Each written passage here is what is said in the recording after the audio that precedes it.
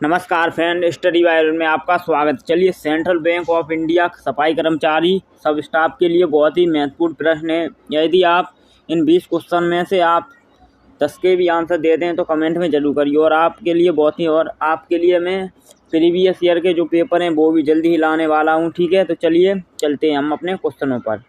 नमस्कार फ्रेंड, तो चलिए अपने पहले क्वेश्चन पर आते हैं। जैसा कि आप लोगों को पता है कि हम सेंट्रल बैंक ऑफ इंडिया की तैयारी कर रहे हैं, तो सबसे पहले इस बैंक के बारे में जानना बहुत ही ज़रूरी है। तो चलिए, पहला क्वेश्चन है हमारा कि सेंट्रल बैंक ऑफ इंडिया की स्थापना कब हुई। चलिए, आप लोग बता सकते हैं तो नहीं बता सकते हैं।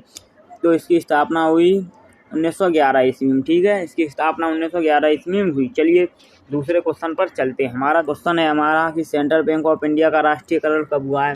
तो आप सभी को पता होगा। देखिए, हमारी प्रधानमंत्री इंदिरा गांधी थी, तब 14 बैंकों का राष्ट्रीयकरण हुआ था। ये कब हुआ था? ये 1969 ईस्वी में 14 बैंकों का राष्ट्रीयकरण हुआ था। तभी सेंट्रल बैंक ऑफ इंडिया का भी राष्ट्रीयकरण हुआ था। ठीक है, चलिए अगले क्वेश्चन पर चलते हैं। हमारा अगला क्वेश्चन है कि भारतीय रिजर्व बैंक, जिसे हम कहते हैं RBI, ठीक है, RBI, भारतीय रिजर्व बैंक की स्थापना भारतीय रिजर्व बैंक अधिनियम 1934 के प्रावधानों के अनुसार कब की गई थी। ठीक, तो ये की गई थी 1 अप्रैल 1935। ठीक है, ये एक्ट था एक, ठीक है, 1935 का, तभी की गई थी। चलिए अगले क्वेश्चन पर चलते हैं। अगला क्वेश्चन है हमारा कि सेंट्रल बैंक ऑफ इंडिया के प्रबंध निर्देशक एवं मुख्य कार्यकारी कौन है। तो चलिए अभी कौन है, तो अभी हैं श्री मटकम वेंकटम राय। ठीक है, ये अभी के कार्यकारी अधिकारी हैं। चलिए अगला क्वेश्चन है हमारा कि भारतीय 100 रुपये के नोट पर किसका चित्र अंकित है। तो आप सभी को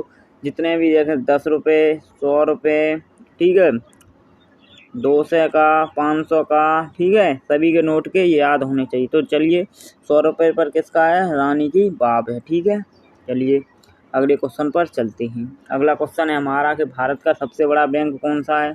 कि भारत का सबसे बड़ा बैंक कौन सा है? भारतीय रिजर्व बैंक। ठीक है, इसे बैंकों का बैंक भी कहा जाते हैं, RBI। ठीक है, इसे बैंकों का बैंक भी कहते हैं। चलिए अगला क्वेश्चन है हमारा, निम्नलिखित में से दोनों सदनों को स्थापित करता है। मतलब कि दोनों सदनों को कौन बुला सकता है? लोकसभा और राज्यसभा को कौन बुला सकता है? तो ये पॉलिटी से क्वेश्चन आ चुके हैं। ठीक है, तो ये राष्ट्रपति बुला सकते हैं। ठीक है, इसे राष्ट्रपति दोनों सदनों को बुला सकते हैं। चलिए अगले क्वेश्चन है कि जीवन का संरक्षण एवं व्यक्तित्व स्वतंत्रता भारतीय संविधान के किस अनुच्छेद में दिया गया है। ये आप लोगों को पता होगा, ये मौलिक अधिकार से है। तो अनुच्छेद 21 में हमें यह स्वतंत्रता मिलती है। ठीक है, चलिए अगले क्वेश्चन पर चलिए तो अगले क्वेश्चन पर आ चुके हैं। यहाँ पर अगला क्वेश्चन है, सौर प्रणाली की खोज किसने की थी। ठीक है, तो सौर प्रणाली की खोज ये किसने की थी? ये कोपरनिकस ने की थी। ठीक है, तो वीडियो कैसी लग रही है? Like, subscribe channel. और आपके लिए प्रीवियस पेपर भी लेके आएंगे हम सेंट्रल बैंक ऑफ इंडिया का। ठीक है, चलिए पृथ्वी तथा सूर्य के निकटतम ग्रह कौन से हैं। जैसे माना कि हमारा ये सूर्य है, ठीक है, और ये पृथ्वी है। तो इन दोनों के बीच में एक बुध होता है और एक शुक्र होता है। ठीक है, तो बुध शुक्र इसका करेक्ट आंसर है।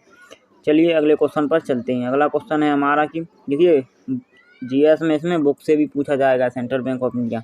चलिए अमीर खुसरो के शिष्य कौन थे। तो अमीर खुसरो के शिष्य थे निजामुद्दीन औलिया। ठीक है, और आपको इम्पोर्टेंट बुक भी में सेशन लेके आऊँगा। ठीक है, चैनल को सब्सक्राइब कर लीजिए। कुचिपुड़ी किस राज्य का नृत्य है। तो ये आंध्र प्रदेश का है। ठीक है, चलिए अगले क्वेश्चन पर चलते हैं।